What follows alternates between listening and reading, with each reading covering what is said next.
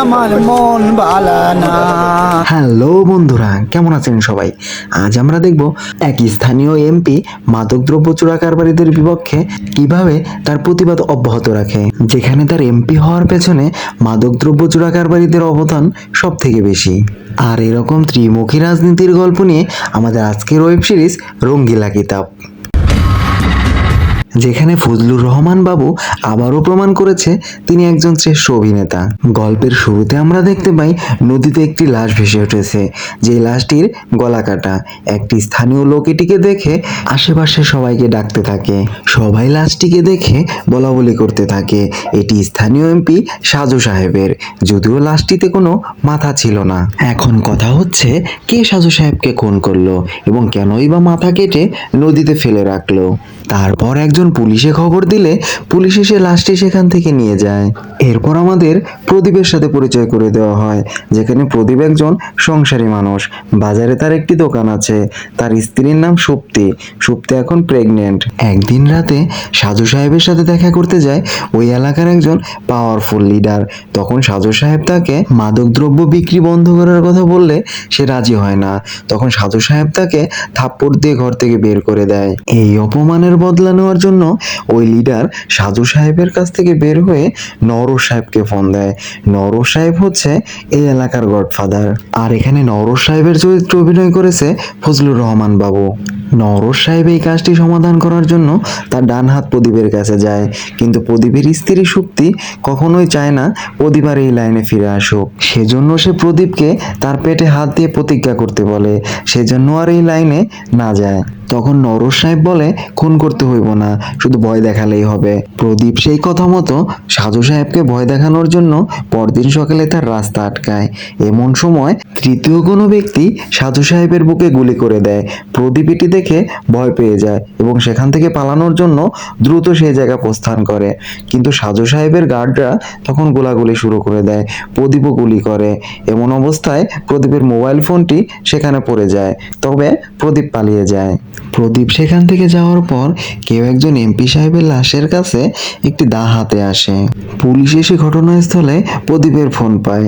আর এই খবরটি যখন জানাজানি হয়, তখন সাজু সাহেবের লোকেরা প্রদীপকে ধরার জন্য প্রদীপের বাড়িতে যায়। প্রদীপ তখন সুপ্তিকে ফোন করে বাড়ির পেছনের রাস্তা দিয়ে নদীর ঘাটে আসতে বলে। প্রদীপ সেখানে তার এক সাগরিদকে নিয়ে অপেক্ষা করছিল সুপ্তির জন্য।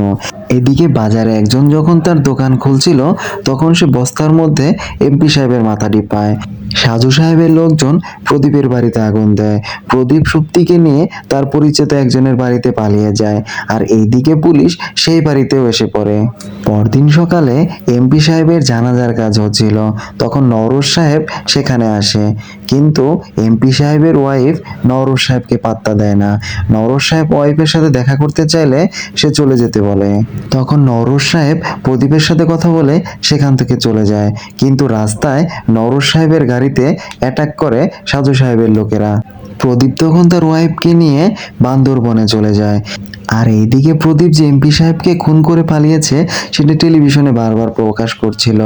সেটি আবার দেখে ফেলে বান্দরবনের হোটেল মালিক। এমপি সাহেব মারা যাওয়ায় সেই শূন্য পদে নির্বাচন করতে চায় এলাকার ওই লিডার। তখন নওরোজ সাহেব ওই লিডারকে নিয়ে যায় আলোচনা করার জন্য। আলোচনার এক পর্যায়ে নওরোজ সাহেব রেগে যায় এবং ওই লিডারকে পানিতে ফেলে দেয়। বান্দরবনে প্রদীপ ধরা পড়ে সাজু সাহেবের লোকের কাছে, সেজন্য প্রদীপ বান্দরবন থেকে পালিয়ে আসে। পালিয়ে এসে প্রদীপ নতুন একটি বাসা ভাড়া নেয়, কিন্তু সেইখানকার লোকজনও প্রদীপের নিউজটি টেলিভিশনে দেখে ফেলে। তখন প্রদীপ তাকে বলে যে আমার ওয়াইফের ডেলিভারি হওয়ার সময় চলে এসেছে, সো আমাদের একটু থাকতে দিন। তখন ওই মহিলাটি তাদেরকে আশ্রয় দেয়। একসময় প্রদীপ এক সাংবাদিকের সাথে যোগাযোগ করে, সে যে খুন করেনি সেটি প্রমাণ করার জন্য, কারণ তার বন্দুক থেকে গুলি বের হয়নি। সাংবাদিক যদি ওই গুলিগুলো ফরেনসিকে টেস্ট করে তাহলেই প্রমাণ হবে প্রদীপ এমপি সাহেবকে গুলি করেনি। রাতের বেলা নওরোজ সাহেবকে খুন করার জন্য একজন ভাড়াটে খুনি আসে, কিন্তু নওরোজ সাহেব তাকে খুন করে ফেলে।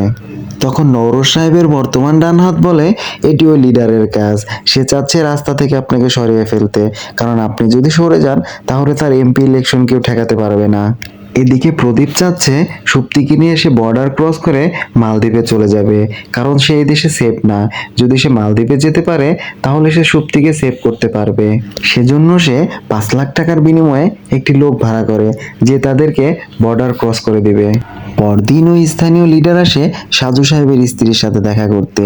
সে তাকে জানায়, নরস সাহেব থাকাকালীন আমি এমপি হতে পারবো না, সুতরাং আপনি এমপি নির্বাচনে দাঁড়ান। আপনি যদি দাঁড়ান তাহলে আপনি নিশ্চয়ই জিতে যাবেন। তখন সাজু সাহেবের স্ত্রী ওই লিডারের কথা রাজি হয়ে যায়। এদিকে নরস সাহেব শারীরিকভাবে অসুস্থ হয়, তার ছেলে তাকে ঢাকার একটি মেডিকেলে ভর্তি করে রেখে আসে। সাজু সাহেবের স্ত্রী জেনে যায় প্রদীপ কোথায় আছে। তখন সে তাকে ফোন করে এবং জানায় সে যদি নরস সাহেবকে খুন করে তাহলে প্রদীপের নিজ এলাকায় আসতে কোনো সমস্যা হবে না। যত ধরনের পুলিশে ঝামেলা থাকবে সে নিজ হাতে তার সবগুলোই হ্যান্ডেল করবে। প্রদীপ তখন তাকে জানায় সে এলাকায় যেতে চায় না, সে বর্ডার ক্রস করে মায়ানমার চলে যাবে। আপনি যদি সেই ব্যবস্থা করে দিতে পারেন তাহলে আমি নরস সাহেবকে খুন করে ফেলবো। তখন সাজু সাহেবের স্ত্রী এই প্রস্তাবে রাজি হয়ে যায়। পরদিন প্রদীপ ঢাকায় চলে যায় নরস সাহেবকে খুন করার জন্য এবং একে একে 3টি গুলি করে নরস সাহেবের বুকে। প্রদীপ গুলিগুলো করার পর অজরে কাঁদতে থাকে, কারণ ছোটবেলা থেকে এই নরস সাহেবই তাকে বড় করেছে। আর এখন পর্যন্ত প্রদীপ যা যা করেছে সবই নরস সাহেবের কল্যাণে করেছে। প্রদীপের কান্না দেখে বোঝা যাচ্ছিল প্রদীপ কখনোই চায়নি সে নিজ হাতে নরস সাহেবকে খুন করুক। নরস সাহেবকে খুন করার পর প্রদীপ তার গ্রামে চলে যায়। পরবর্তী দৃশ্যে দেখা যায় নরস সাহেবের ছেলে নরস সাহেবের ডান হাতকে বলছে, হয় প্রদীপ থাকবে না হয় আমি, তুমি কোনটা চাও? আমি এক্ষুনি এর রেজাল্ট চাই। এদিকে সুপ্তির ব্যথা ওঠে, তাকে হসপিটালে নিয়ে যেতে হবে। তখন ওই মহিলা সুপ্তিকে নিয়ে হসপিটালে যায়। পরবর্তী দৃশ্যে দেখা যায় নরস সাহেবের ডান হাত এসেছে প্রদীপকে খোঁজার জন্য, আর প্রদীপকে পাওয়ার সাথে সাথে সে গুলি করে দেয়, আর সাথে সাথে প্রদীপ মাটিতে লুটিয়ে পড়ে। প্রদীপের একটি ফুটফুটে ছেলে সন্তান হয়, কিন্তু প্রদীপ তার ছেলেকে দেখে যেতে পারে না। এর বেশ কয়েক বছর পর প্রদীপের স্ত্রী তার ছেলেকে নিয়ে আসে সাজু এমপির বাসায়। তখন আমরা সুপ্তির চাহনি দেখে বুঝতে পারি সাজু এমপির স্ত্রী প্রদীপের ছেলেকে নতুন আর এক প্রদীপ রূপে ওই এলাকার মানুষের কাছে আতঙ্ক সৃষ্টি করবে। আর এই দৃশ্যের মাধ্যমেই শেষ হয় আমাদের আজকের গল্প রঙ্গিলা কিতাব। তো বন্ধুরা, কেমন লাগলো আমাদের ভিডিওটি? যদি আপনাদের এই ভিডিওটি ভালো লেগে থাকে তাহলে অবশ্যই আমাদের পাশে থাকুন। আর পাশে থাকার জন্য চ্যানেলটি সাবস্ক্রাইব করুন এবং পাশে থাকা বেল আইকনটি ক্লিক করে রাখুন, যেন পরবর্তী ভিডিও আসার সাথে সাথে আপনার কাছে নোটিফিকেশন যায়। ধন্যবাদ সবাইকে।